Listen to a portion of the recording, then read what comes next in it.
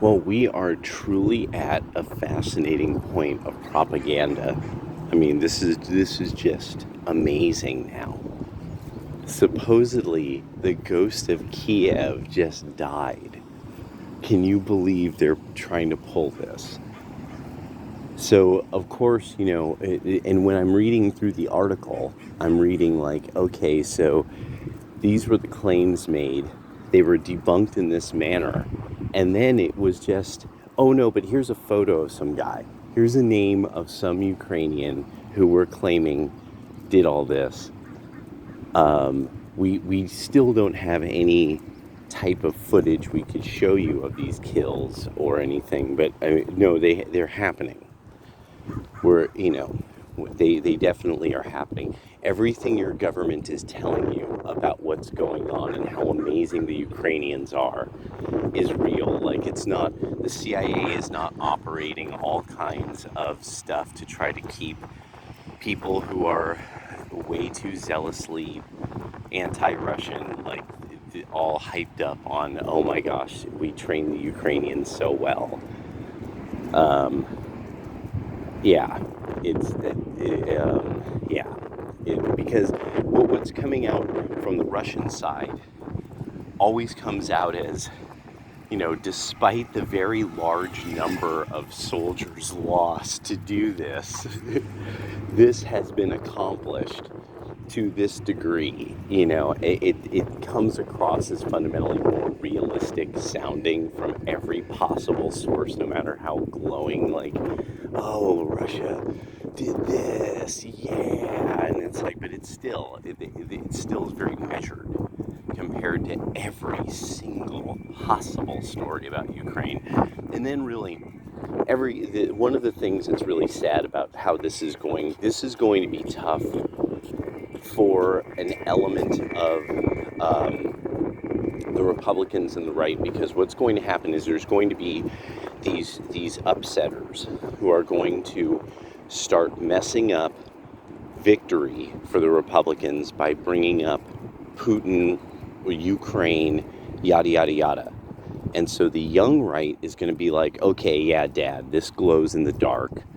The guys in Ukraine are definitely Nazis.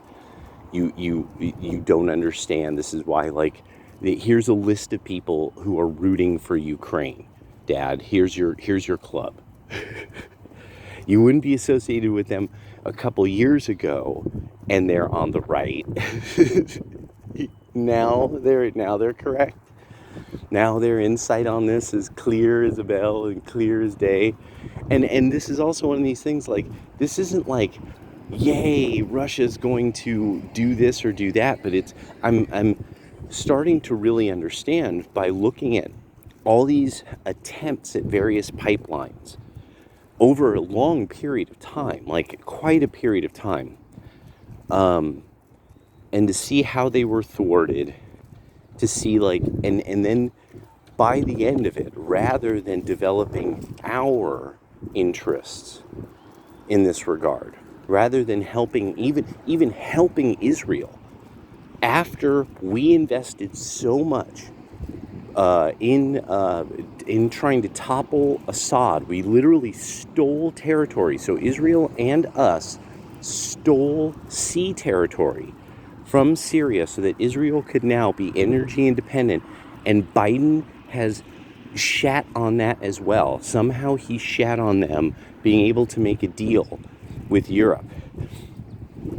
So who even knows what madness this really is completely about? Because Biden's trying to restrict almost all form of any energy going to Europe and then throwing them into war. I don't know where their energy is coming from, or supposed to. I guess from that pipeline that goes to, like, North Africa or something. So maybe he's trying to buttress something in, like, Libya or whatever, or Algiers or whatever, wherever that's coming out of. I think it goes to Libya, which then, of course, would explain why Libya was allowed to be what it was for so long, and then suddenly, the guy whose face is on the flag is gone. And so for some of the younger people, that's how it goes. The guy's face is on a flag for a while. We're okay with him being there. After about 20 years, we're not. And then we clean up. So, yeah, that's kind of how that goes. It's that sad. And we fall for it often, every time. Like the present generation is falling for it.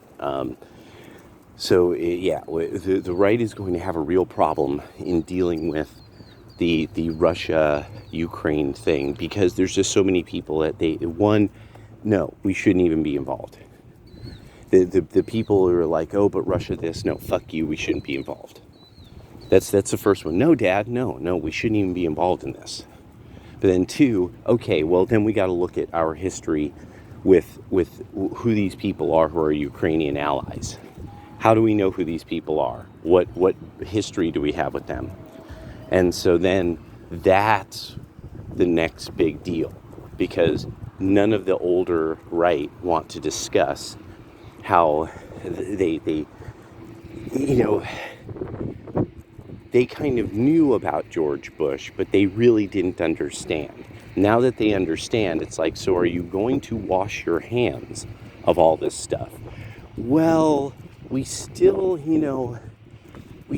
need to put our dick in it someplace, and that's going to be that will be, in my view, what will be hard for the GOP and the right in upcoming elections.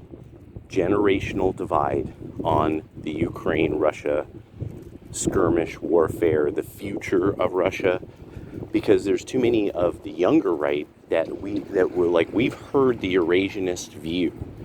Like, you leave us alone, let us finally develop. You and your Western ideas have fucked us. Leave us alone.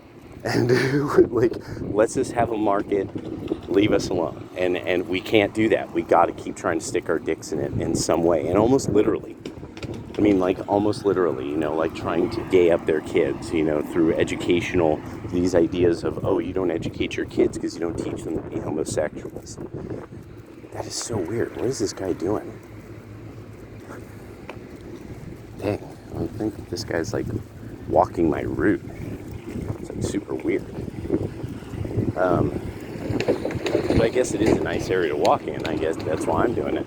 But anyway, so from there, it would be the GOP, Republicans, conservatives, the young right, the nationalists, very divided then on bringing manufacture back and just simply scrapping things like the EPA and labor, just starting to just do away with a lot of these regulatory organizations entirely. This is actually going to be oddly hard for them to deal with, imagining like what happens when you cut the FBI or you cut the IRS down to like a handful of accountants. What happens when you slowly really do like actually start cutting the government off permanently. Because crime is going to be its own thing. Crime, criminal justice, you could say criminal justice reform, but it's going to be like, how do we realistically deal with people who far too often they don't really want to be helped. They enjoy criming. What do we do about people like that? And that's going to be hard. That's really going to be like really hard. But the idea of bringing back, there will be also the tough thing of the libertarians.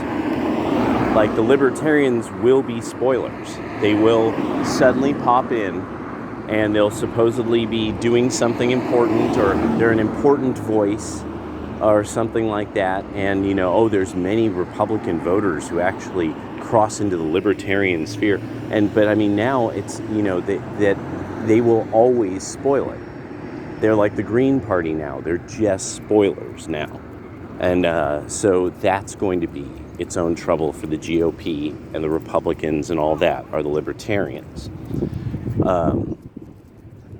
The other thing I was starting to think about was this, is there really is also the cultural thing now of the MGTOW sector of right voting.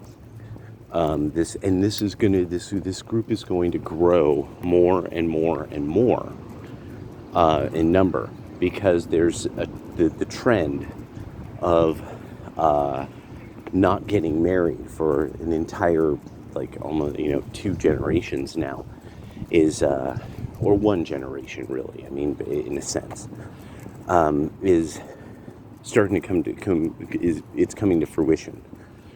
Without, like, the norms of life of there being young people, you get these child deserts. Families don't want to live in child deserts for the most part, because their kids don't want to be in child deserts. There aren't the amenities for families. Usually the pace of life is such that it doesn't suit having, a child alongside, So that places that have lots of young families, people are having replacement plus numbers of kids, or attempting to. Those places, what's going to happen, this has never been seen in American history. So what's going to happen from it is, like, this is going to be something like we've never imagined. As like the child deserts give way to the power of these places that are still real centers of culture and community. Because without children, without, like, real families and children, there is not culture and community. You could have a geographic community, but if people don't have a way of passing on, like prudentia, passing on the wisdom of their group to the next generation through the standards and customs, and really it's customs of that you pick up on, when you're a child, because those are things that are developed. They almost are the personality of a people. These little things that people will notice, it's a custom of these people, but to them, they don't really notice it until somebody from the outside says, you guys do this. And it's like, oh, I guess that's a custom of ours. So,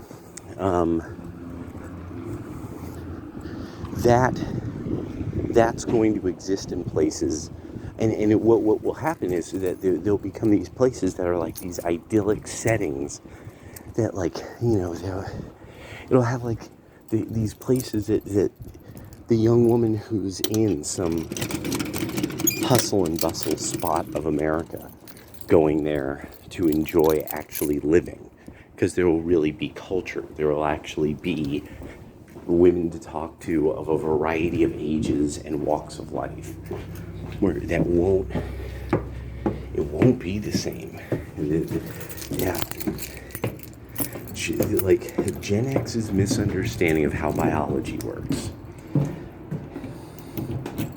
Lazy-mindedness is going to cost the next generation, like, all the happiness. It's going to be nothing but work for a while to repair all this.